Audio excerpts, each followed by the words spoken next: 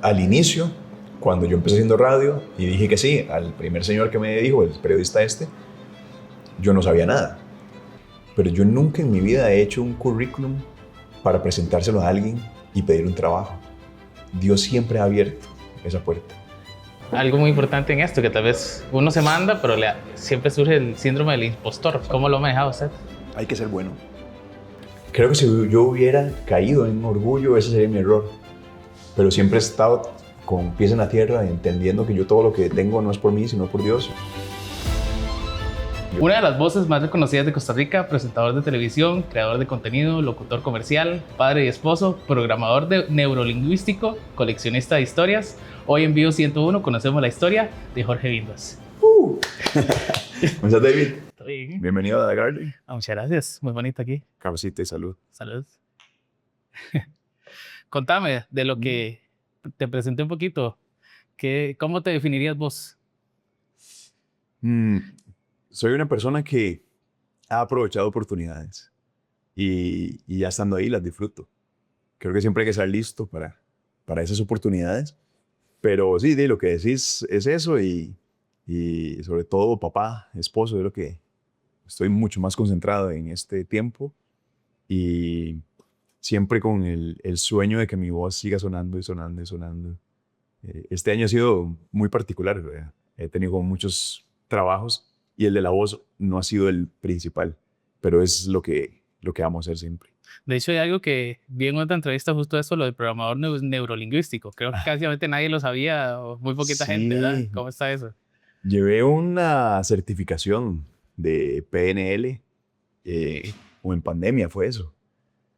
Estaba pasando un momento en mi vida ahí como un poco complicado, con cambios, y conocí a una persona que es buenísima en esto y me dijo, me gustaría regalarte la certificación. Y vamos a ver. Según yo era para yo aprender cosas técnicas para mí y al final me di cuenta que era ayudar a la gente. No iba como tan enfocado a eso yo, pero ha sido bien interesante. No me dedico a eso, pero por lo menos tengo el conocimiento y lo puedo aplicar para mí en algunas situaciones. Justo, ¿cómo lo aplicas? Tuve una vez, por ejemplo, una situación en un viaje con mi esposa. Tuvimos esos conflictos de pareja feos y yo me fui para un parquecito, ¿sabes? Esos parques gringos donde hay un papá meciendo al hijo y aparece una familia con un golden por allá siendo felices, ese parque.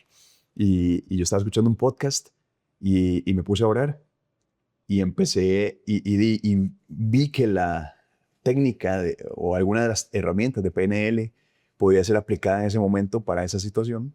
Y entonces me hice un anclaje. Un anclaje es básicamente, a ver, ¿cómo lo explico? Como ponerte algún punto, un botón, digamos, en alguna parte de tu cuerpo que no toques normalmente.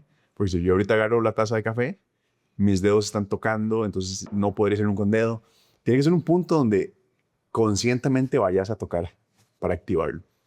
Entonces yo me hice un punto como por acá y era, no sé, como puede ser o autorregulación o puede ser calma ante un enojo o puede ser lo que vos quieras. Yo me acuerdo que me lo puse aquí, ese punto, y funcionó bastante bien con la combinación de haber escuchado el podcast, de estar orando en ese momento, y es que tuve un cambio muy significativo. Después de ese momento fue una cosa muy loca y a partir de ese día como que mi vida ha sido mejor. Cambié muchas cosas que no estaban bien, que no era consciente que estaban mal y ahora estoy mucho más tranquilo, más yo, más en calma, en paz. Mi relación es increíble, chivísima y tuve que haber pasado ese momento. Entonces lo bueno fue haber tenido esas herramientas. O sea, puedes decir que lo asociaste las herramientas con también lo que tus bases cristianas o conocimiento de Dios. Sí. Yo nunca separo eso. PNL es una herramienta. Los psicólogos, algunos están muy en contra de PNL porque alguna gente usa el PNL como para evitar terapia. Yo estoy en contra de eso. Yo creo que PNL es una gran herramienta junto con la terapia. Entonces, hay algunos psicólogos que las utilizan, de hecho. Y lo mío es, Dios siempre ha estado en mi vida, es el centro de mi vida, es el que me guía. Entonces uso herramientas siempre ligadas a Él, a Jesús, a la palabra de Dios. Y fue bien interesante esa combinación. Ahora quiero que comencemos a hablar un poquito de tu vida. Aquí le hablo como el álbum de vida, le digo yo, ¿verdad? Conocer un poquito por medio de fotografías, un poquito de qué es lo que te sentís cuando ves esas fotografías. A ver si me acuerdo. Fotografía, A ver si me acuerdo de las bueno, por la fotos. primera fijo no te vas a acordar, pero Ajá. quiero que veas, por ejemplo. ¡Oh, qué buen bigotazo! Esa es mi tata bien joven.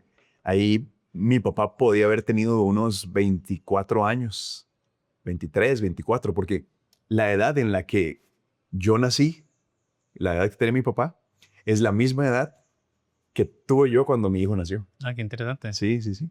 Entonces, y bien bonito, para ver era gordísimo. Me dice mi mamá que yo era muy gordo, tan gordo, que se me rompía cada vez que se flexionaba una articulación. Wow. Sí, sí, tenía el rojo roto por lo gordo que era. Sí, todo cachetoncito te ves. Sí, esa foto pudo haber sido en Tibás, En serio. supongo. Vos te criaste ahí, te vas. Sí, sí, creo que mis primeras casas fueron ahí, en Tibás, en un barrio.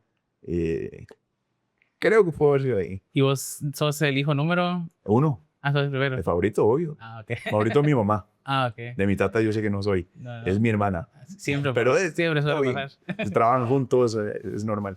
Aquí ya estás un poquito más grande. Me acuerdo perfectamente de ese día. Ajá. ¿Qué edad Claro. puedo tener ahí, mae? 3, 4, no sé, 3. No sé, primero un detallazo, ese outfit. ¿Qué pantalones, mae? Sí. Pantalones como de payaso. No sé por qué en los 90 se usaba eso. Ese día mi tata me jengueaba con unos amigos y le decían Vindas a mi tata. Okay. Se llama igual que yo, Jorge Vindas. Le decían Vindas y a mí me decían Vindillas. Ahí me acuerdo donde empezaron a decirme así. Y obviamente, como todo carajillo, quiere mejenguear en los partidos del papá, que obviamente no se puede porque es un bebé. Pero me acuerdo, por lo menos me dieron una bolilla. Estuve un rato ahí en la cancha y es como si, de los pocos recuerdos que tengo de niño, ese es uno. Ajá. ¿Por qué? ¿Qué pasó ese día? De eso, que pude mejenguear y me sentía como, estaban los amigos de mi papá. O sea, vos te metiste ahí en la jugando pelota. y me metí, eso que hace un descanso, seguro, y te dan una bola y alguien juega con vos, me acuerdo de eso. Ok, súper. ¿Y aquí? De hecho, veo que te des una hermana. Esa es mi hermana, esa es la que te digo que es la favorita. Yo crecí con ella, nada más. Ok. Y nosotros somos 4 hermanos ahora, pero le llevo 8 años al tercero y 17 a la menor. Entonces, ahí, eso es, la casa de mi mamá todavía es esa. ¿En ti vas? Ajá, pero no donde te dije la primera. Ok. Mi mamá vivía al frente ahí mismo y estaban asoleando a mi hermanita. Eso no tengo ni idea cuándo, pero el pelazo, mae. Sí, sí. Pero ya. blanco, mae. Bien gringo. Acá ya estás más grande. Sí, ahí sí tenía 12. ¿Qué va a ser, mae? Qué buena foto, ¿dónde las conseguiste? Esa Trabajo de foto, investigación. sí, ve, mi tata, ahí, pues, ¿sabes qué puedes poner? A Lucas Paquetá, ¿sabes quién es? Ajá. Busca una foto de Lucas Paquetá. Es igualito a mi tata, se me parece un montón. Tenía usaba pelo largo ahí, carrera al centro. Ajá. Ando como con una sudadera. Te voy a contar esa historia ya. Yo no sé, no estaba muy joven. ¿Qué edad puedo tener ahí? Que unos 13, 14. Sí, ¿verdad? Si es de cole. Ajá. No lo sé. Bueno, ese día me empapé. Me empapé tanto, sí, lluvia, que me devolví, iba para la casa y cayó demasiada lluvia. Mi tata me vio en carro y ahora yo puedo imaginar lo que él sintió. Yo veo a mi hijo que va caminando con el bultillo del cole empapado y yo voy en carro, se me parte el corazón. Mi tata me vio ahí, en plena calle empapado, me montó al carro. Yo no vivo con mi papá, no vivía en ese momento tampoco. Y me llevó a su casa y él tenía una empresa de textiles. Entonces hacía uniformes para empresas y esa sudadera me la dio porque yo llegué empapado con uniforme del cole. ¿Me acuerdo de eso? Muy bien. ¿Y cómo fue en general tu infancia? A ver, mi infancia fue llena de fútbol, demasiado. Eso es lo que más me acuerdo de fútbol. Mi mamá trabajó mucho y mi papá no vivía con nosotros, pero lo veía siempre los fines de semana. siempre me llevaba una botella de Gatorade a las mejengas. Eso me acuerdo mucho. Pero fue un estudiante muy bueno. Me iba muy bien en el cole, en la escuela. Siempre era como primer promedio y eso. Pero además era un mejenguero. Y la acariciaba la pelota ahí, era bueno. Entonces creo que fue feliz en torno al fútbol. De hecho, uno cuando es niño siempre te quiere como hacer algo, ¿verdad? Y a veces uno Yo quería lo ser pega futbolista. y Eso quería ser quería ser, futbolista. sí. Como todo carajillo de los 90. Ok. Todos queríamos ser futbolistas. Todavía no te llamaban entonces los medios. No, cero. Aunque ahora tengo algunos recuerdos de cuando yo jugaba con mi hermana, que le llevo 2 años. Me acuerdo que usábamos cassettes y entonces nos grabábamos y hacíamos programas de radio, pero era completamente lúdico, sin yo querer ser eso en mi vida. Simplemente teníamos las grabadoras ahí, podíamos grabar y hacíamos programas. Contábamos chistes y luego presentábamos alguna canción y así. Pero nunca tuve interés en medios. Menos a esa edad. Algo que sí veo que tenías más gran interés era en la música. Ujú. Ahí tenía 17 años. Pesaba la mitad de lo que pesaba ahora. Era re flaco. Eh, y ahí, bueno, está Joselito, mi amigo, en la guitarra. Y fue muy interesante porque en la iglesia donde nosotros crecimos de adolescentes, no había como banda. Entonces, antes se usaban solo pistas, era horrible. Yo me acuerdo. Esas iglesias que Sí. eran pequeñas y ponían un disco y ahí sonaba. Entonces, hubo un movimiento ahí, como decir, maes, necesitamos una banda para la adoración. Ninguno sabía tocar nada. Y nos metimos a clases todos y aprendimos juntos a tocar. Y luego éramos la banda de la iglesia, que toqué como por, no sé, muchos años. Y todavía vos te ponen una batería. Se me también pone una batería, la hago sonar. Ah, Soy bastante tieso ahora. Tengo una, de hecho, en mi casa armada de electrónica, pero honestamente no toco. y ahora que te escucho Me hablar de la encantaría. iglesia desde joven, entonces siempre, toda la vida has ido a la iglesia. Toda la vida, así. Mi mamá siempre fue cristiana, bueno, desde que yo recuerdo, y nos llevaba a la iglesia obligados.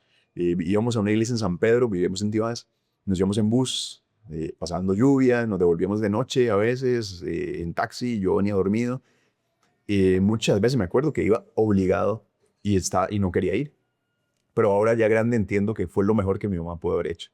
O sea, las bases que me dio, la seguridad que tengo espiritual, todo lo que vivo ahora, esto es gracias a eso. Dice la Biblia que si instruyen a los niños en la verdad de Dios, cuando sean grandes no se van a apartar.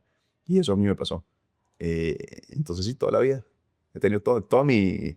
Y fue muy bueno para mí. Me alejó de muchas cosas. Lejos de restringirme y de vivir como todo es mal, me cuidó de mucho. ¿Y cómo fue eso? Porque tal vez antes a nosotros nuestros papás nos decían, es que todo es malo, no puede haber nada. Todo era el diablo. Exacto, todo era Antes. Todavía mucha gente piensa así. Exacto, pero ¿cómo fue tal vez que dejaste un poquito la religiosidad y más la relación con Dios? No sé, creo que cuando uno conoce a Dios de verdad, conoce, lo escucha y deja de ser algo religioso, porque a mí la religión a mí no me gusta tampoco. Aún hoy detesto que todo debe hacerse por religión, sin entender incluso. Entonces hablamos de un Dios que no entendemos. Alguna gente cree que, por ejemplo, Jesús, describirme a Jesús y es en una cruz. Y eso solo es una parte de la historia, ¿verdad? Entonces la gente se quedó con eso. Pero cuando vas y conoces la verdad, entendés que Jesús era súper cool. Fijo, era súper cool. Y tenía carisma, tenía la verdad. Y eso es lo que lo hacía cool, ¿verdad? Se enfrentaba a gente, tuvo que enfrentarse a gente. Lo llamaron hereje porque iba en contra de lo que estaba establecido. Y entonces uno se da cuenta de que Dios es un Dios real, vivo. Y entonces no podría estar como en una religión. Si tiene sus reglas, si tiene pero esas reglas no son para prohibirte cosas porque sí, sino de nuevo para cuidarte y darte una mejor vida. Y cuando uno entiende eso, de que es como mi papá o yo a mi hijo, el madre quiere jugar Play todo el día. Yo le digo, madre, no se puede jugar Play todo el día, a las 9 hay que dormir. ¿Pero por qué? ¿Por qué? Si yo estoy grande. Porque mañana te levantas a las 4:30 de la mañana para ir al cole y no puedes tener dopamina ahí, tu mente solo por jugar Play. el mae de pronto dice, es que mi papá me restringe, está haciéndome, lo que estoy haciéndolo es cuidarlo. Pasa igual con Dios. Dios lo que nos quiere es cuidar. Y hablando de tu hijo, Uf, qué precioso, era tan lindo. Es tan lindo, pero es que el bebé era impresionante. Igual de, yo era más gordo que ese mae, ver las piernas. Sí, sí, lindísimo. Fue una etapa de mi vida súper diferente. Yo era muy chiquillo. El tema económico fue fuerte. Yo siempre crecí como limitado económicamente de niño. Quería que a mi hijo no le pasara eso, pero me tocó. Yo andaba en bici, sin tener carro, andaba en bici con las compras del súper. Sí, eso puede que para que la gente lo sorprenda.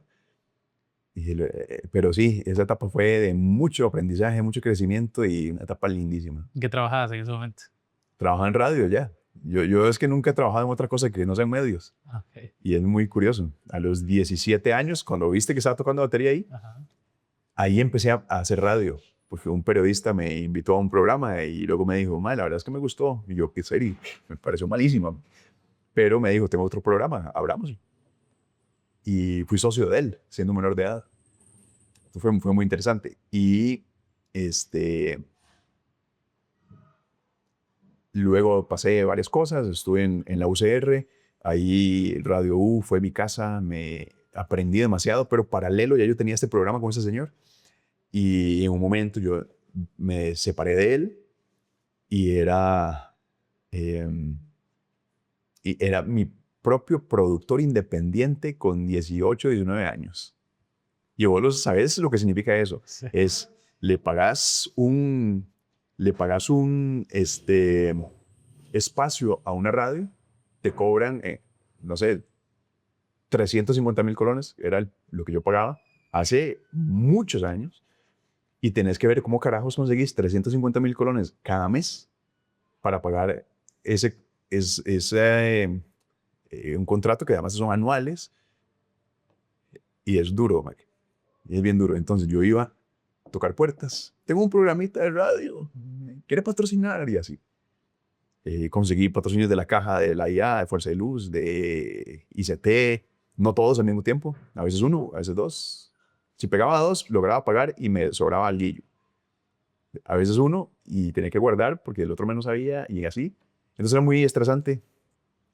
Fui a un par de radios a ofrecer mi programa. Les dije, vea, tengo un productazo. Se los vendo. Hagámoslo aquí. Seamos socios. Y las dos radios me dijeron, no compramos programas. Me fui a 979 en ese momento y a los 40. Y en las dos radios me dijeron, pero nos gusta mucho su voz, ¿por qué no hace casting? Y yo nunca me imaginé trabajar en radio. Yo tenía mi propio programa, era productor de radio y yo quería hacer eso.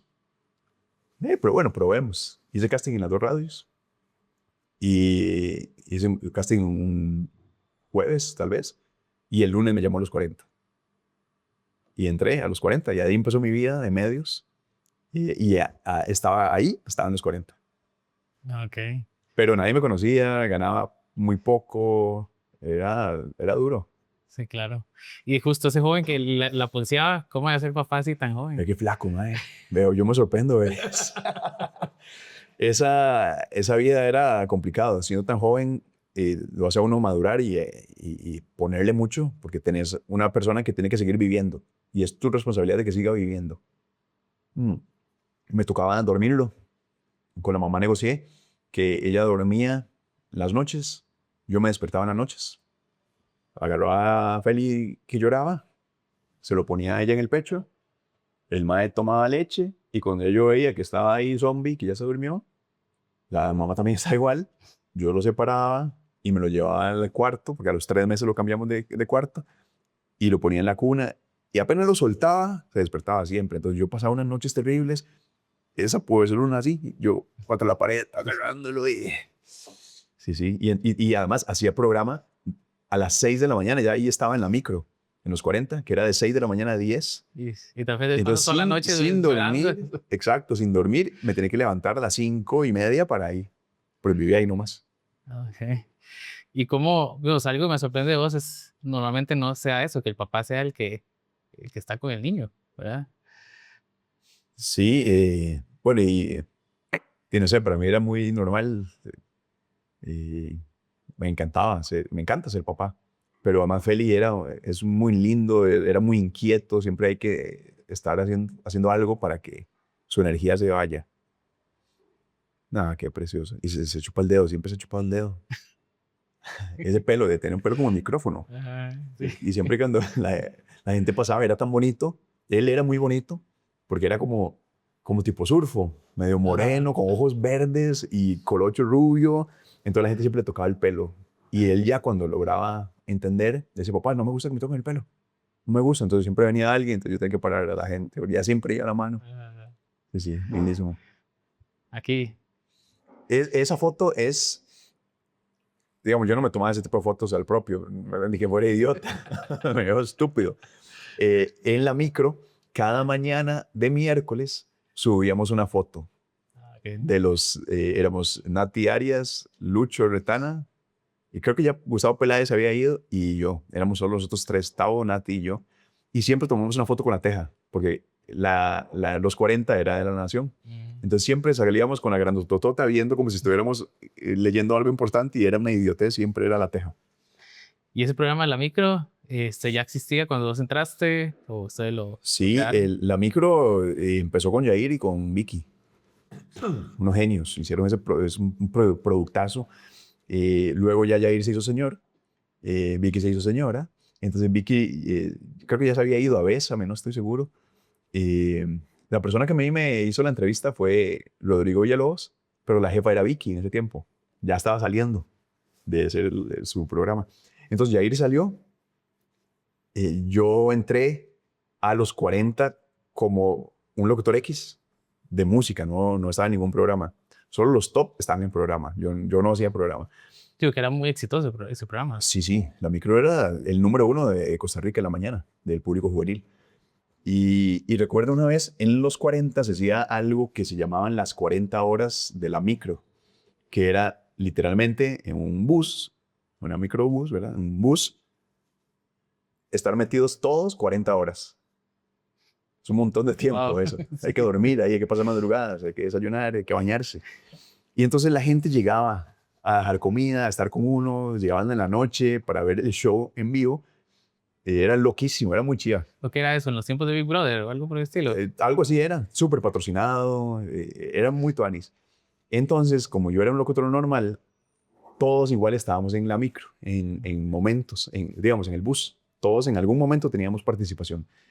Entonces yo estaba en la madrugada y entonces me hicieron un reto y me dice, maestro, usted se liga a una mujer por teléfono. Ese es el reto. Y yo, pero ¿cómo hago, güey? Entonces Nati Arias tenía el número de una muchacha que era amiga de ella, que le estábamos haciendo la broma a ella, y dio el número y la llamamos de madrugada. Y entonces, mae, tiene que hacer que ella le diga algo que se note que está encaminada en el ligue.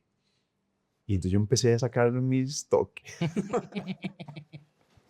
Esa llamada, no sé cuánto duró. La gente, como estaba la llamada, sonaba duro en la micro, todos en silencio, con público, con gente, con mis compañeros de radio. Y entonces yo le decía algo, la madre respondía algo y la gente se me acercaba y me decía algo al oído. Digan esto, digan esto. Y entonces yo tenía todo el mundo aquí y yo con la llamada y luego, y le soltaba y llevaban esa vara. Al final me la ligué y ya cortamos la llamada, fue súper gracioso. Y después de eso, creo que fue Peláez, era el que dirigía la micro en ese tiempo, llegó y habló con la gente, los coordinadores, y me dijo a mí, y me dice, mae, bienvenido a la micro. Después de haber hecho ese reto, como que fue mi pase para entrar, y entonces ya era parte de la micro. Luego se fue Tavo, y luego yo fui el encargado de la micro junto con Lucho y Nati. Entonces fue muy interesante. Luego ya le dimos otro rumbo y fue chivísima, mantuvimos el programa siendo exitoso, pero fue, creo yo, de las mejores etapas de mi vida profesional, porque además ahí entré, ahí se usaba solo Facebook. Yo tenía 0 amigos en Facebook. Después de esas 40 horas, superé los 5,000 amigos y ya no podía recibir más, Ajá. por ejemplo. Entonces fue muy interesante, fue un boom, iba a un food court y la gente, hacíamos radio nosotros, y esas fotos estúpidas. Y llegaba yo a un food court y me decía, usted es el de la micro, ¿verdad? Entonces eso como que a uno lo llenaba muy chiva Claro, es que Ay, para dar contexto, antes no era como los programas de ahora que también se ven en Facebook Live o no. algo por el estilo. Entonces, ¿cómo Pura radio. reconocían mi cara si Exacto. lo que yo hacía era la voz? Y a punta de voz la gente me reconocía. Entonces, eso me parece chivísima, que ya no existe. Además, Exacto. agarré lo último de ese tipo de radio. Sí. Y también estuviste con modelaje, ¿no? No, esa es esa es de una foto que tomamos en el estudio de La Nación para alguna temporada de la micro. Ah, ok. Ajá. Y aquí Y ahí sí, ese maquillaje no lo entiendo, digamos.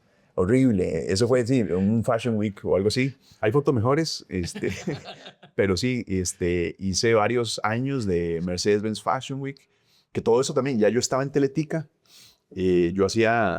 salí, digamos, fue como los 40, de los 40 pasé a ADN Radio. Imagínate hacer puro idiota en la totalmente mañana, diferente. todos los días. Yo un viernes me despedí de la micro y el lunes siguiente empecé como periodista de economía, siendo la voz de noticias de la radio de La Nación. De viernes a lunes.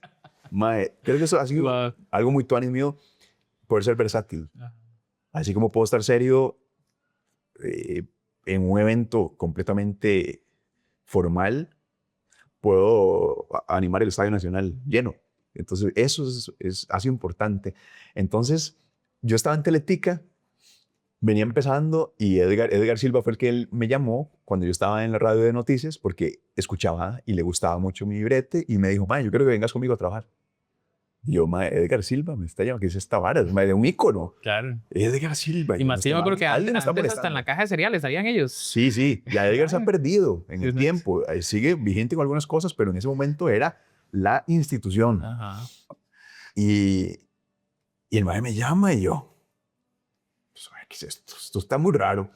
Mae, y de verdad, rápidamente entré a Teletica y estando ahí, él me dio total libertad. O sea, yo a Edgar lo quiero un montón, me parece un genio además y me dio una oportunidad, me dio confianza, me dio crecimiento y me dijo, "Mae, su brete a mí me encanta, mae, haga lo que le dé la gana aquí".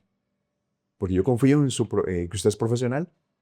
Y entonces yo le dije, bueno, mae, vea, hagamos un reportaje de estereotipos de hombres. Porque un hombre, si modela, es gay. Porque un hombre, si se cuida algo, es gay. No tiene sentido. Vamos a ver un casting para modelos hombres, a ver cómo es. ¿En serio? ¿Voy a encontrar puro gay? ¿O voy a encontrar de todo tipo de hombre? Y el mae, me encanta, démosle. Y entonces me fui. Me fui con una GoPro, me puse en la cabeza. Ya había hablado con la agencia. Ellos sabían que un periodista iba a ir a hacer un casting falso para verlo desde adentro cómo era. Mae, ese casting no lo gané.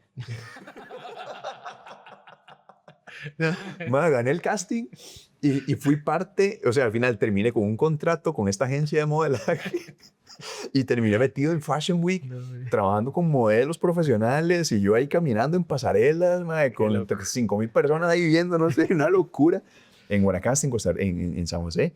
Y entonces eso es parte de una etapa que además fue importante para mí, no por el modelaje, no por sentirme guapo ni nada de esto, porque era re flaco, pero el hecho de yo poder quitarme la camisa frente a 3,000 personas, ¿ves esa fotillo? ¿Ah? Esa foto era para uno de los castings. Y yo siempre he luchado con ser demasiado delgado. Yo siempre vacilo con que yo era tan delgado porque cuando era pequeñito era pobre y no comí bien, ¿verdad? Y entonces, puede que sea verdad. Y entonces, era muy flaco y yo no me quitaba la camisa, me daba vergüenza. Y estar en modelaje, entendí que hay cuerpos para todo en modelaje y yo servía mucho para eso. Tanto así que estuve 5 años seguidos ganando casting, porque para estar en Fashion Week hay casting, llevaban más de 300 personas y al final eligen a 40 modelos y yo gané 5 años. Entonces funcionaba para esto y caminaba bastante bien, me iba bien y me quitó algo de vergüenza para aceptar mi cuerpo, ok, quiero un mejor cuerpo, entrene, coma mejor, trate de tener un estilo de vida saludable, pero está bien, mae, ser así. No tiene por qué sentir vergüenza de su cuerpo. Ame su cuerpo. Y entonces fue muy chido. Aprendí ahí eso. Y fue de rebote. Nunca imaginé. Por eso te digo. ¿Y qué se hizo en el canal cuando de un reportaje ganaste? Luego salió una foto. Cuando me hicieron una nota a mí La Nación o no sé quién fue, y salía yo en una página entera sin camisa. Y Edgar llegó y me hace, ¿qué significa esto? Y yo, no tengo idea, mae. Y ellos hicieron una nota y yo no tengo control de eso. Era una nota del Fashion Week. ¿A usted le parece que un periodista salga chingo así? Y yo, mae, sorry, yo no lo hice. Y entonces fue ahora tema de risas. Pero no, todo bien, todo bien. De nuevo, siempre fue como su profesionalismo hace que se hable de su brete y no de otras cosas que tengan más importancia, digo. Entonces eso pasó como desapercibido. Pero fue interesante. Sí, sí, vacilón. De hecho, veo que en todas estas historias que has contado, como que siempre las puertas se te han abierto. Es que lo que te digo, yo no he buscado esto. Yo te voy a decir algo y voy a decirlo con... No quiero que suene mal. Lo digo con humildad porque yo sé que no lo hago yo. Es Dios el que abre las puertas. Pero yo nunca en mi vida he hecho un currículum para presentárselo a alguien y pedir un trabajo. Dios siempre ha abierto esa puerta. Yo me mandé como un carajillo experimentando radio. La cagué muchas veces, no sabía nada. Me daba miedo decir la hora. El periodista me decía, dele, mae, usted arranca. Yo, no. Mamá, solo tiene que decir, son las 11:12 y pa, en la radio y saluda a alguien. Pucha, mae, y así, cagado de miedo. Y ahora ver todo lo que hago, mae, es como, me mandé nada más. No sabía nada. Aprendí en el camino, pero dije sí.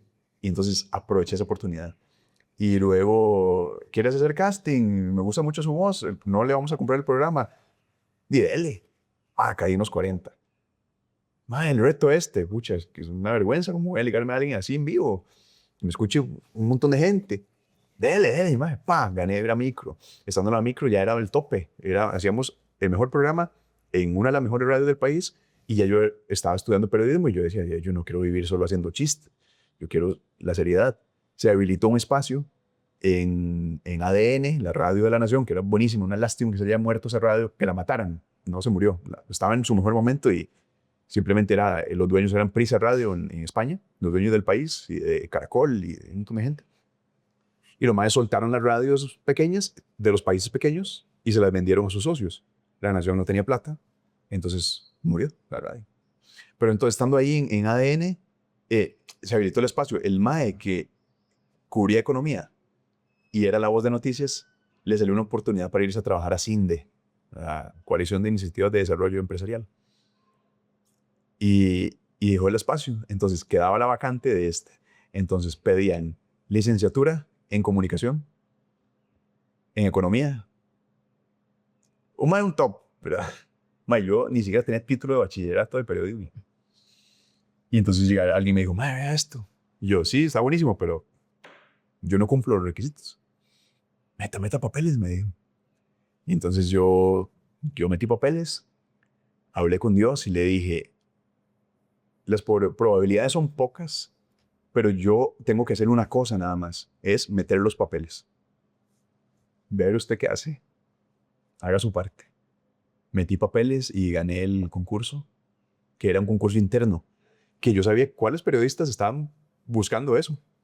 Gente con experiencia, con licenciaturas y esto. Y lo gané yo. Y yo, ¿por qué lo gané yo? Y luego doña Gretel Alfaro, que era la gerente de las radios. Y hicimos una celebración porque éramos Bésame, ADN, Los 40 y Qué Teja. Éramos 4 radios en un mismo lugar. Ahí siempre hacemos celebraciones, carne asada o lo que sea, ahí en el kiosco dentro. Y dice, ¡hey, un momento! Y ya todos en silencio. Y dice, quiero que le demos un aplauso a Vindas porque va a ser el nuevo periodista de economía de ADN. Y yo, ¡uah! Y todos, ¡uah! Me llama doña Gretel el día siguiente. Ay, Vinditas, qué pena con vos. ¿Y yo qué? Me están diciendo de la Nación que quieren hacer el concurso externo también, para que gente, cualquiera, participe por ese puesto. Entonces el puesto no es tuyo todavía. Y ya yo había renunciado a los 40. Y me dice Rodrigo, y Villalobos, era ya el coordinador. Y me dice, mae, eso sí es una gran cacada. Y yo, ¿por qué? Y mae, porque ya vos renunciaste, estás demasiado ilusionado con esto, ya vos no querés estar en los 40, yo no te puedo recibir así. O sea, me iba a quedar sin brete después de haber ganado uno. Y entonces hicieron el concurso externo, mae, y gané el concurso externo también. Y yo digo, bueno, pues ¿cómo lo gané? Yo no tenía para ganar. Al final mi brete fue muy bueno, me encantó hacer eso. Estaba en la cabina todo el día leyendo noticias, destaqué porque al final Edgar me llamó y digo, me gusta mucho su brete, véngase para el 7. Y de nuevo, caí en el 7. Yo, dele, nunca he hecho tele en mi vida, vámonos. Mae, así, había hecho muy carajillo, pero una en tele que nadie ve. Pero ya era el 7, mae. ¿Sabes con quién presenté yo? Buen día. Okay. Edgar Silva a la derecha, Adriana Durán a la izquierda. Wow. ¿Te imaginas eso, mae? Son los más cracks. ¿Cómo el primer día que pasó eso y usted se vio sentado a la par de ellos, qué sentía usted? Fue muy loco porque yo todavía trabajaba en La Nación. Y Edgar me dijo, mae, venite el miércoles para que veas, nada más. Y yo fui. Y los miércoles se hacía reunión de temas. Yo estaba con los periodistas ahí. Y yo ahí nada más de vino. Escuchando. Para mí eso fue muy raro porque yo todavía estaba en otra empresa. Ajá. Y luego ya negociamos y todo. Y ya renuncié. Todo bien. Todo el mundo feliz. Doña Greta se puso a llorar. Mi jefa en La Nación. Tenía una jefa argentina, Fernanda Lencina, que estuvo en Repretel también. Y Fer era un ogro. O sea, feo. Todo el mundo le tenía miedo. Y yo llegaba con camisa. Yo tenía tatuaje ya, pero tenía por aquí. ¿Lo viste? Ahí sale uno, solo por acá. Y entonces, entonces yo usaba camisas largas. Y una vez me llama, ¿vendas a mi oficina? Y yo, pucha, ¿ahora qué hice, man? Y me dice, Fernanda, vos tenés un tatuaje y me lo has ocultado. Y yo, sí, pero a verlo. Y me levanto la camisa. A partir de mañana, venís con camisa corta para que se vea, porque eso es arte, me dice la señora. Y yo, y cuando yo renuncié, Fernanda se puso a llorar también. Ahora nos queremos un montón, nos abrazamos donde nos vemos y yo abrazándolo y yo despedí. O sea, me fui bien. Ajá. Caí al 7 y fue como, no sé, muy raro estar en el aire. Y yo le daba el pase a Adri y el pase me lo daba a Edgar. O sea, fue una experiencia increíble. Luego Edgar se volvió loco, renunció al aire y ya toda la historia. Y luego Adri se fue y quedé ahí solo y cambió bastante. Pero fue una experiencia bien interesante. Como que he tenido muchas experiencias así, muy locas. Man. Pero algo que veo como clave es que usted se apunta, se manda. Me mando. Mientras no sea bailar, yo me mando. Sí. Y tiene el respaldo de Dios y también algo muy importante en esto, que tal vez uno se manda, pero siempre surge el síndrome del impostor. Siempre. ¿Cómo lo ha manejado usted? Siempre ha estado. Pero hay que prepararse. Hay que ser bueno. Y quizás al inicio, cuando yo empecé haciendo radio y dije que sí, al primer señor que me dijo, el periodista yo no sabía nada. Pero después, inmediatamente me preparé. Estudié demasiado en la U, llevé demasiados cursos en UCR y luego cuando me di cuenta que yo estaba en los 40, llegaban currículums de gente para probar que si entraba o no. Y yo decía, no tienes experiencia en nada, mae. Querés mandarte ya a los 40, que es un top, un radio top, mae. ¿A dónde se ha matado? Gratis, breteando. Yo hice experiencia, mae, 6 años gratis, breteé. Experiencia. Entonces ya estaba más curtido. Cuando llegué a tele, me resultó más sencillo porque quien pasa de radio a tele se le facilita, porque puede improvisar, puede sostener, tiene más dominio. Entonces fue chido. Yo creo que hay que prepararse para estar listo para las oportunidades. Por eso usted decía al inicio, yo creo que nada más he tenido demasiadas oportunidades y gracias a Dios las he aprovechado, pero es que Dios es el que abre las puertas. Y justo estuviste en un mundial. Eso fue chivísimo. Otra de las mejores experiencias de mi vida. Es que imagínate, soy re futbolero. El sueño de cualquier mae es ir a un mundial. Sí. Y la experiencia de Teletica fue para mí chivísima porque yo estaba en Buen Día. Buen Día no cubre deportes. Ok, aquí fuiste no por Teletica Deportes, no, sino yo por Buen fui Día. Con Teletica Deportes, pero esta es la historia. Buen Día le habla a señoras. Ajá. A mí, honestamente, no me gustaba estar en Buen Día porque no era mi estilo de hablarle a señoras. Yo quería hacer algo más creativo. Yo soy más creativo, yo quería hacer más cosas. Y entonces me llama una vez J en 2017. Me llama a la oficina, siempre me he llevado súper bien con Jorge Martínez. Y entonces me dice J, mae, ¿qué tienes que hacer el otro junio? Pasaba un año, mae. Yo, mae, ¿qué voy a saber? ¿Qué voy a hacer, mae? Y me dice, quiero que vayas con nosotros al mundial. ¿Te apuntas? Y yo me quedé así. Y, mae, claro. Entonces llegó la época del mundial y entonces Teletica mandaba un grupo. El mundial dura un mes, ¿verdad? De todo junio, digamos. Junio y julio. Empieza como en el 10, 11 de junio, termina el 11 de julio, por ahí. Entonces mandaban a un grupo una semana antes del mundial, a otro grupo cuando empezaba el mundial, otro grupo entraba como se iba en la primera fase, otro grupo terminaba cuando terminaba el mundial y otro grupo se devolvía una semana después de que terminara el mundial. Así, ¿sabes cuándo fui yo? Una semana antes de que empezara y una semana después de que terminara. Me quedé. Okay. Soy 45 días allá. Wow.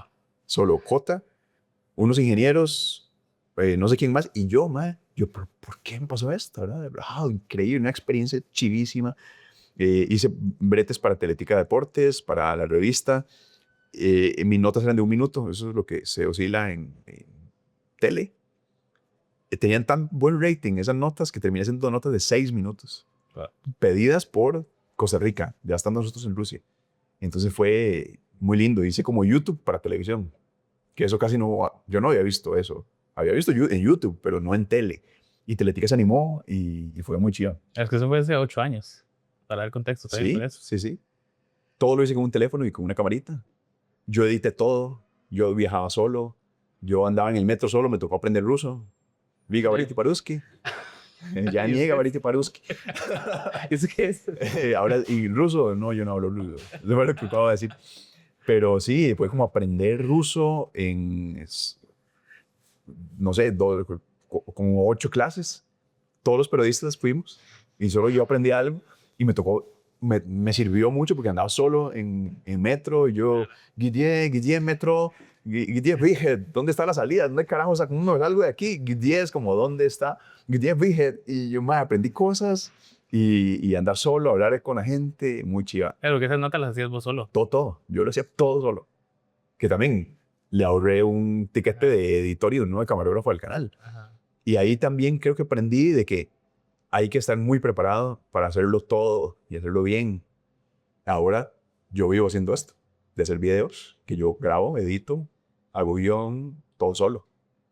Interesante. ¿Y vos cuando fuiste ya sabías que ir todo el mes o allá te dijeron, no, quédate una semana más? Yo sabía, sí.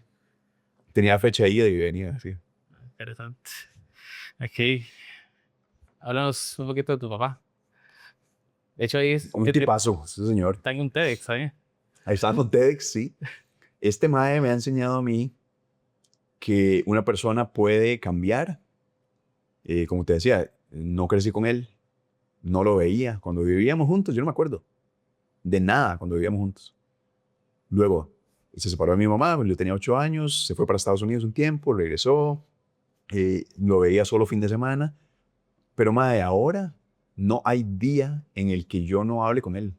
Todos los días, se los puedo jurar, que todas las mañanas mando un mensaje para ver cómo estamos. Y ahí hablábamos siempre, muy temprano, se levanta tempranísimo.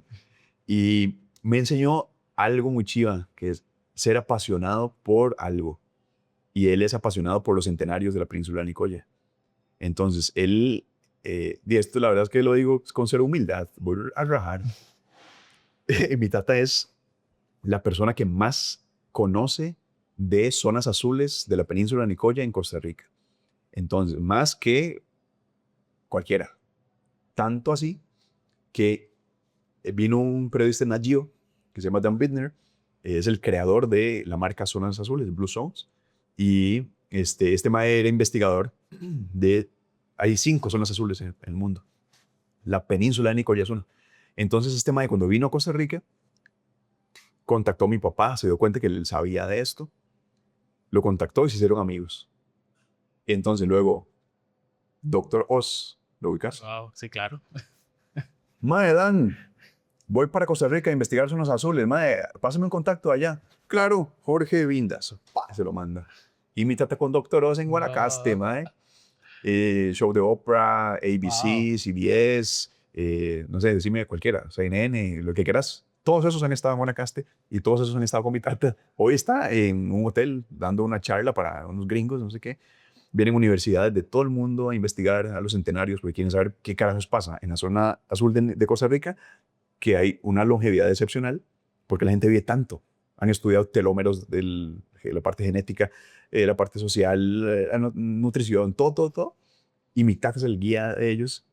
Entonces ha salido en películas, ha salido en reportajes, en Netflix. Entonces, si viste, hay un reportaje que se llama Vivir 100 años, que sale Dan Binder, producido por él, y sale mi tata también. Entonces es como una celebridad en el mundo de los centenarios. Lo coloca. Y lo chido es que tiene una asociación para ayudarlos a ellos. Entonces, ok, CNN quiere venir, claro, es tanto mi brete, pague por eso. Porque solo yo sé dónde están los centenarios, solo yo tengo la confianza de las familias, pero ok, ahora páguele a ellos y vamos a darle alimento. Si vienen por David, que tiene 105 años, David hace que los demás centenarios que no salieron en ese video puedan comer, tengan suplementos, tengan pañales. Luego, Paquita tiene 130 años, 113 años. Listo. Paquita hace que todos los demás centenarios puedan comer. Todo gracias a la asociación que reúne los fondos y distribuye a todas las familias. Por eso aman a mi papá, los centenarios, las familias, porque se han interesado en ayudarlos. Lejos de hacerse millonario, porque es cero millonario, anda un pick-up que necesita cambio, pero él con ese carro va a las zonas que viven en pobreza extrema, los centenarios, a dejarle pañales, a ver cómo están, a que su salud esté mejor. O sea, es increíble. Entonces, la persona más apasionada que he conocido en mi vida. Interesante. ¿Y tu mamá? Ahí está la persona más dulce y más increíble. Mi mamá, soy lo que soy por ella. Increíble. Trabajadora, se mató breteando por mí cuando era pequeñito.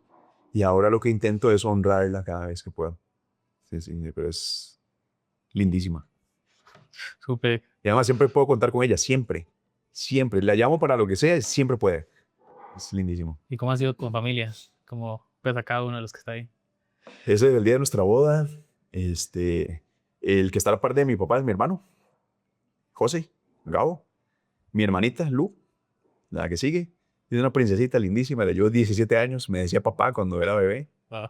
Y es lindísimo. Y luego está mi hermana, la que está a la par de mi mamá. Y mi primillo Andrés, del otro lado. Somos, y mi mamá y mi papá no están juntos, no se llevan ahí, nada, pero se saludan ahora cordialmente, vamos a una actividad, no tienen problema. Pero sí, hemos tratado como de estar más cerca. Mi papá siempre ha sido como, llame a sus hermanos. Cuando él está afuera, porque siempre está en Guanacaste, ya se vieron, o estamos juntos, mis hermanos, nos mandamos una foto y se pone demasiado feliz, porque él siempre quiere como unir a la familia. Okay. Y esa es la mujer de mi vida. ¿Cómo la conociste? Era mi crush. ¿En serio? ¿Ustedes se han casado con su crush? Yo sí. Era mi crush. Trabajábamos en La Nación. Cuando yo estaba en ADN. Okay. Ella era infografista del periódico. Me encantaba lo que hacía. Era guapísima. Todo el mundo estaba como loco por ella porque la sala de redacción de La Nación, ahora de Grupo Extra, es una sala de redacción integrada. No hay paredes. Entonces solo hay mesas. Entonces la gente... Si estás acá, puedes ir a caminar y ver al otro que hace completamente algo diferente a vos, incluso que trabaja en otra empresa como yo, que era ADN, una cosa, y ella hacía La Nación. Estamos en el mismo lugar, podíamos hablar. Así. Entonces, y me gustó mucho. Le pregunté a un amigo, a Diego Bosque, periodista de La Nación, y le digo, madre Diego, ¿cómo se llama esa muchacha? Se llama Fío. Ah, Fío Mora.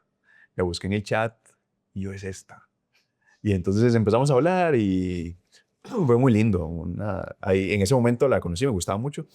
No era el momento para nosotros. Y 14 años después nos encontramos en pandemia y ahí hablamos y ahí empezó todo. O sea, en esos 14 años no tuvieron relación alguna de nada. No, amistad y nada más. Sí, no se podía, no era el momento. Ah, interesante. Sí. ¿Y cómo fue ese momento de... Ese es el mejor momento de mi vida junto con el nacimiento de mi hijo.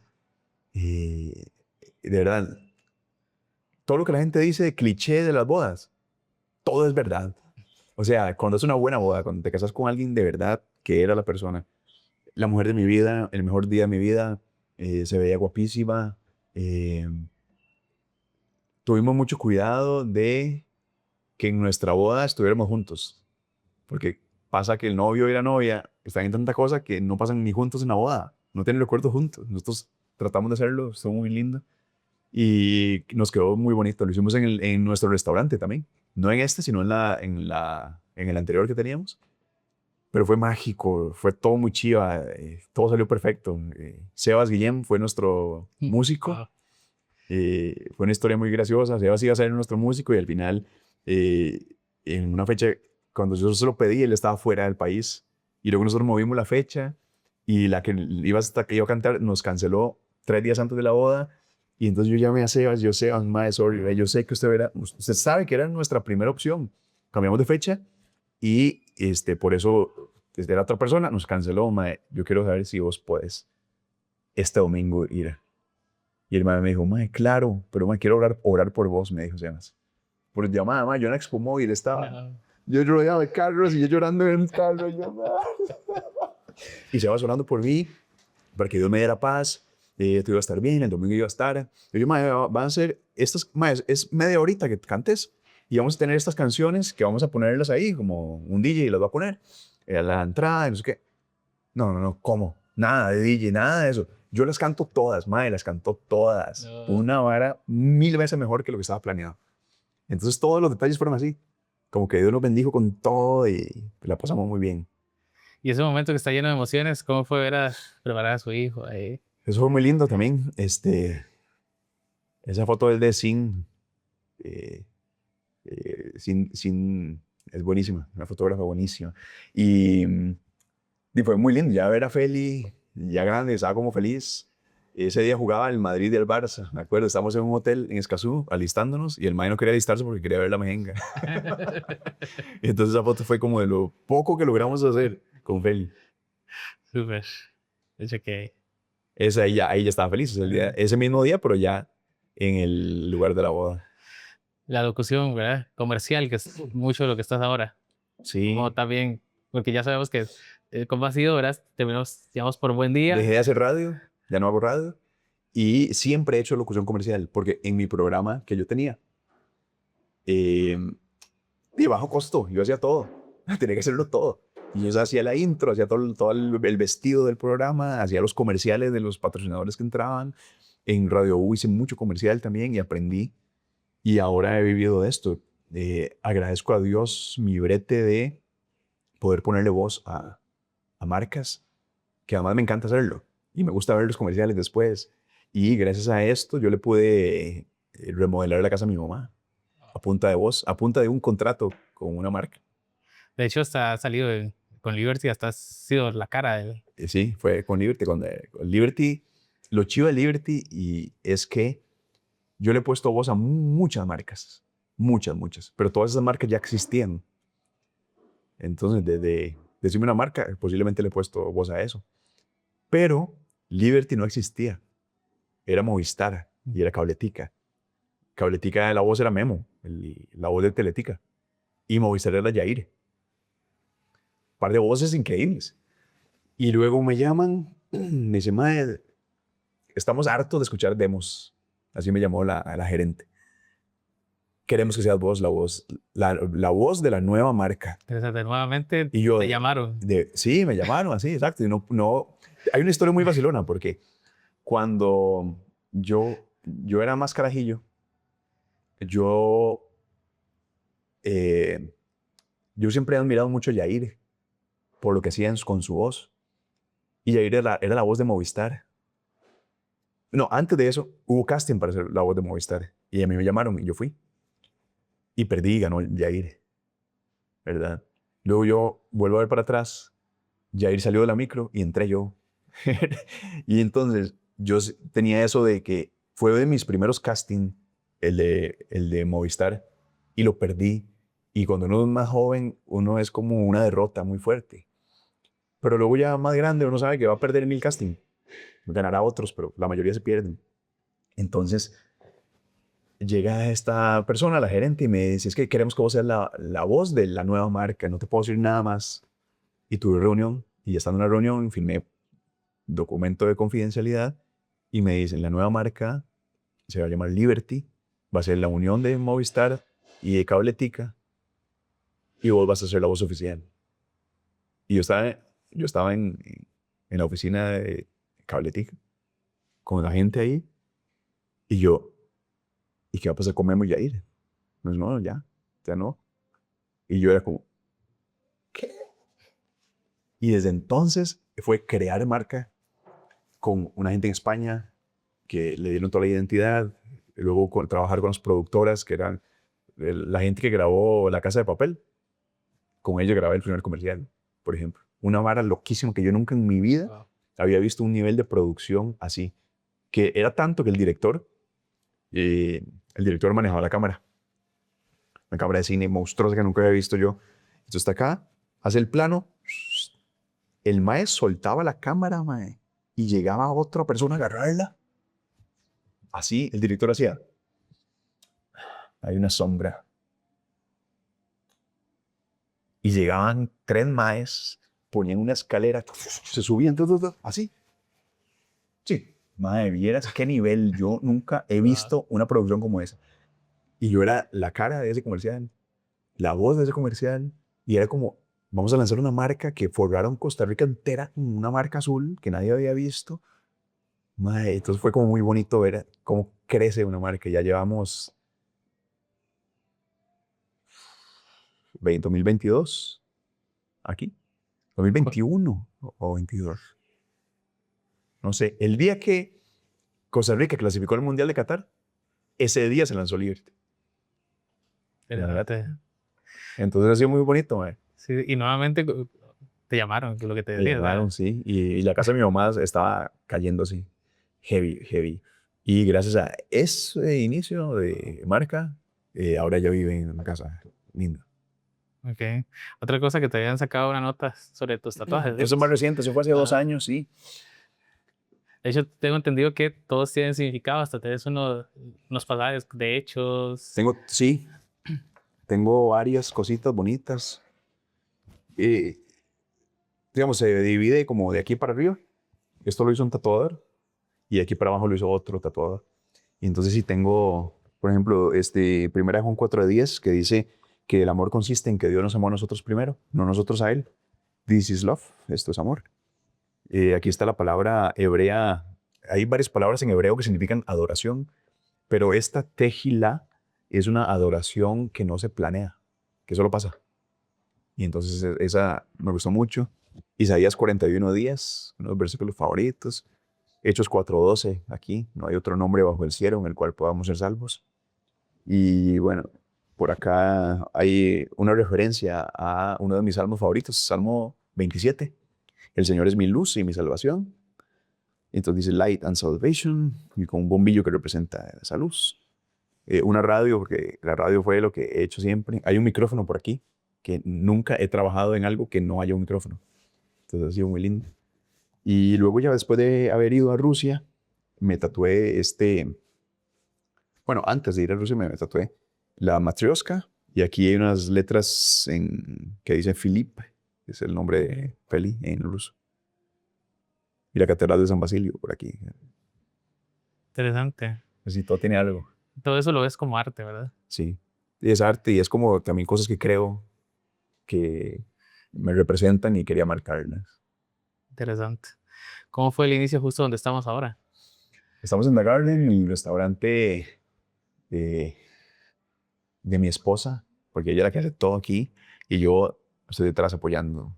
Hago la parte audiovisual y todo. Todo esto fue nuevo, no lo pedimos. Estaba mi suegro que tiene restaurantes y ese maestro es súper empresario y de este tipo gastronómico. Y llegó el asesor financiero y le dijo, mae, y Fío estaba sentada en reunión con mi suegro. Y llega el mae y le dice, mae, tengo un negociazo, mae, vea la vara, este restaurante va a cerrar. Yo soy el asesor y es una mina de oro, está buenísimo, mae, dele. Y el mae, no, pues ahorita se he metido en un montón de cosas. Mae, es una hora bien grande, vea que tú no sé qué. Sí, pero no, ahorita no. Y Fío, a ver. Y agarra, mae. y sacamos una reunión. Mae, eso fue de nuevo un jueves y el lunes estábamos en reunión con la dueña y firmamos. Absolutamente así, Wow. a fe. Fueron 2 años bien interesantes allá, en San Isidro de Heredia. Pasaron varias cosas que tuvimos que cambiar y encontramos este lugar en Santo Domingo y ha sido una bendición. Llevamos un año ya y ahí vamos para arriba a levantar. Y ahora también, otra cosa, volviste a las noticias. Volví a tele, yo renuncié a tele. Yo dije, ya nomás, salí de Repretel en agosto y dije, ya, sentía como que ya no me sentía tan valorado como antes en Repretel. Habían cambiado varias cosas y me llamó un ex productor de Repretel que ahora era el productor general de Grupo Extra, que es muy chido porque Grupo Extra antes era Sangre, Vieja Chingas, Más Sangre, Cabezas en las portadas, algún periodismo tuanis político, pero la generalidad es que era amarillista. Y yo jamás en mi vida trabajaría en la Extra, jamás en ese tiempo. Y entonces me llama el productor y me dice, mae, Grupo Extra. Y yo, bueno, vengo saliendo de una reunión, propusieron varios nombres para hacer la cara de las noticias y vos lo ganaste, la vara. La gente votó por vos. ¿Querés venir a una reunión mañana? Y yo, y dale, a ver cómo es. Y ya me he explicado que Grupo Extra, ya después de que el grupo anterior lo vendieron, lo compró esta nueva gente con una idea chivísima de hacer periodismo ético, de eliminar el amarillismo. De hecho, sacaron en noviembre una portada que decía perdón, perdón, perdón, perdón, perdón, perdón, perdón, perdón, perdón, Costa Rica. Y firmaron carta a los periodistas, toda la gente dentro, la gente importante del canal, firmó cartas para ser éticos y quitar la sangre y hablar solo cosas que sean buenas para la gente, la noticia que la gente necesita. Si hay una nota que a vos te afecta y que sentís que no está bien, mandas un correo y la bajan. Madre, una vara que en este país no pasa en ningún medio. Se cuida mucho la gente y todo. Y yo digo, bueno, voy a ir a reunión. Y cuando me di cuenta ya estaba al aire. Y ahora presentamos la edición estelar de noticias en Grupo Extra. Ha sido bien interesante, ya llevo 4 meses. Wow. Y ya estoy bonito, sí. Sí, sí. Ya había hecho noticias en ADN, pero en tele nunca de esta manera. Estaba en un noticiero en Repretel, pero hacía deportes. Pero ya como ser el presentador oficial de noticias completas en tele la primera vez y ha sido una experiencia bien bonita también. Okay. En todo esto que hemos visto, tal vez hemos visto la parte positiva y buena que la gente puede decir, mira, pues este hombre ya la ha tenido la vida fácil. Pero en esta parte quiero que hablemos, por ejemplo, en el mundo editorial no fue de retas, es donde corregimos los errores. Y a veces ese es el mejor maestro, el error. Claro. ¿Cuál cree que ese ha sido ese momento complicado, triste, que te ha dejado una lección? ¿Y qué consejo le darías a alguien que esté pasando por algo similar? A ver. Honestamente, que sienta que yo haya cometido un error así, no sé. Lo que sí podría decir es que no importa dónde uno esté, el medio en el que uno esté, porque a veces uno piensa que trabajar en cierto medio ya te hace ser el mejor y crecerte y el orgullo. Creo que si yo hubiera caído en orgullo, ese sería mi error. Pero siempre he estado con pies en la tierra, entendiendo que yo todo lo que tengo no es por mí, sino por Dios. Yo me esfuerzo y me capacito. Y la vez pasada escuché un podcast de un amigo, Pablo Monge, que entrevistaba a Dante Gebel. Y Dante decía, es que el hecho de ser cristiano es nada. Ahí tienes que prepararte. Yo no me voy a subir en un avión de un mae que diga, móntese mae, yo soy cristiano. No soy pilotear, pero soy cristiano. No mae, te preparas para ser piloto. Y sos cristiano, bien, Tonis. Pero tienes que prepararte, en esto es igual. Entonces yo me he preparado, he tratado de ser el mejor y ponerle, pero entendiendo que no soy yo el que abre las puertas. Entonces tal vez puede ser eso. Hay gente que se queda en medios o que se queda en un trabajo que no le gusta. Porque sí, porque le da miedo salir. Yo quizá me he quitado ese miedo. He jalado de los medios más grandes. Me fui a La Nación, me fui a Repretel, me fui a Teletica. Y ningún medio es el mejor. Yo trabajé en estos y puedo decir muchas cosas de ellos que no son tuanis y obviamente no lo voy a hacer, pero hay gente que idolatra esos lugares. Al final, no. O sea, mi consejo es, sean felices ustedes, muévanse ustedes, si tienen que salir de un lugar, salgan. Habrá una oportunidad más tuanis, pero prepárense en el camino. Pero tal vez eso, no se me ocurre algo que... No es que lo he hecho perfecto, todo. Pero digamos, yo en un momento estuve en uno de estos medios donde ya yo no quería ir a bretear el día siguiente. Domingo en la noche, yo qué carajo grabo mañana. Tengo el camarógrafo listo, no sé ni a dónde decirle que llegue. No sé ni qué grabar, no quiero grabar, estoy aburrido, no quiero esto, man, no quiero esto. Pero me quedé un buen rato. Un año así quizá. Y fue durísimo. Así que, ¿para qué? Yo, me voy. Salí de ahí y me empezó a ir mejor. Entonces siempre afuera y afuera está la plata. Vaya a buscar. Ahora vamos a hacer una dinámica de una pregunta rápidas y una respuesta corta. ¿Cuál es la película que podrías ver 100 veces y no te cansas? Yo sí me canso, no veo películas. No me gusta. Sos de los que se duerme a media película. Sí, sí, sí. Y no puedo repetir una serie, por ejemplo. ¿En serio? No. Ya vi Breaking Bad, ya la vi, ya. No, mi esposa quiere verla otra vez. Yo, son como 5 años. No, yo no. Con la gente que ve Betty la Fea 10 veces. Yo no puedo. Veo una vez y ya. No. Y si pudieras comer una cosa en el resto de tu vida, ¿qué sería? Pollo. Ok. Más fácil. A la proteína. Tiene buena proteína, no es tan cara, se puede hacer de diferentes formas. Pollo. ¿Qué es lo primero que haces cuando te despiertas? Lo primero que hago puede ser, depende del día, un devocional o o bañarme. Últimamente, ir a dejar a mi hijo al cole. Sí. ¿Un libro que te haya cambiado la forma de ver el mundo? La Biblia. Si pudieras viajar en el tiempo solo de ida al futuro o al pasado, ¿cuál elegirías y por qué? Yeah. No haría nada de eso, pero el futuro. ¿Por qué? El pasado ya lo viví. El futuro, no. Y sé que va a ser bueno. Muy bien. ¿Cuál es esa habilidad extraña que casi nadie conoce? Soy buenísimo, pero si no el mejor, uno de los mejores acomodadores de cajuela de carro. Madre, como un Tetris. Vamos a un paseo y mi esposa nada más pone todo ahí. Yo me encargo de que, y no sé cómo, siempre cabe todo y no sobra el espacio. No. ¿Y le pasa con las maletas? ¿Está bien? Sí, maletas. No, hacer una maleta. Ajá. No. Soy Esa habilidad del cajón no lo... No, bueno, más o menos, sí, pero soy mejor acomodando el maletero. Sí, es que vacilón. Interesante. Sí. ¿A qué le tenías miedo de niño que hoy te parece una tontería? A la oscuridad. Ok. Si pudieras cenar con cualquier personaje de la historia, vivo o muerto, ¿quién sería ese invitado? Con Jesús. Oh, interesante. ¿Cuál es ese placer culposo que te da un poco de vergüenza admitir? Para ser culposo, comer chocosucaritas en la noche. Tengo años de no comer eso. Pero chocosucaritas y de noche es lo peor. Es que, o sea, es riquísimo. Pero es lo peor porque es dulce y además es de noche. Sí, todo está mal. Todo está mal. Si pudieras despertarte mañana siendo experto en una habilidad que hoy no tienes, ¿cuál elegirías? Hablar cualquier idioma. Sí.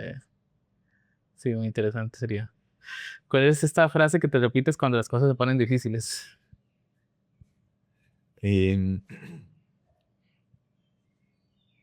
Puede ser este salmo, este capítulo de Isaías 41:10. No temas que yo estoy contigo, no desmayes, yo soy tu Dios, siempre te sostendré con la diestra de mi justicia. Eso. Ahora hablaste de que te gustaría ir al futuro.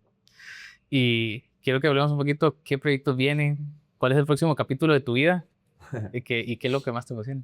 Ya conociste toda mi historia. Y como ves, yo no tenía ni idea de qué venía. Cuando me hacen esas preguntas, ¿cómo te ves de aquí a 5 años? No tengo idea, mae. las oportunidades salen así. Yo renuncié a la televisión en agosto, mae, y en noviembre me escribieron de la nada. Entonces no sé qué va a pasar de aquí a medio año, no sé qué va a pasar. Solo de nuevo quiero estar bien metido con Dios para que esas oportunidades estén y estar listo para lo que venga, pero no sé, no tengo idea. Y ahora para ya terminar, imagina que este mensaje alguien lo encontrará en muchos años, cuando busque inspiración para seguir adelante. Ahí mirando a esa cámara, regálale a las personas una sola regla de oro para vivir con propósito y alegría a pesar de las dificultades. Que las circunstancias no pueden cambiar lo que somos. Van a pasar cosas negativas siempre, pero está en nosotros cómo tomamos esas cosas y cómo las aplicamos. Y de verdad, Dios es el real y Dios es la solución para todo. Nosotros somos tan diminutos en este mundo, somos tan diminutos en este país. Ahora imagínense en el mundo. Y Dios es sobrenatural y es el creador de todo lo que hay. Él es el dueño de esto. Entonces, si estamos con Él, de fijo nos va a ir bien. Pero nada más hay que saber entregarle nuestras necesidades, lo difícil a Él y hacer nuestra parte. Hacemos lo nuestro y Él hace su parte. Muchas gracias, Jorge, por todo este tiempo que Qué compartimos. lindo, David. ¿Eh? Está lindísimo. Y las preguntas buenísimas y la investigación que hiciste, todo chivísima. Sí, muchas gracias y de verdad gracias por abrirse el corazón para que la gente te conociera un poquito más. No, a vos y bueno, invitados a The Garden cuando quieran venir. Estamos en Santo Domingo de Heredia, una comida riquísima. Vénganse, les va a gustar de seguro. Pura vida.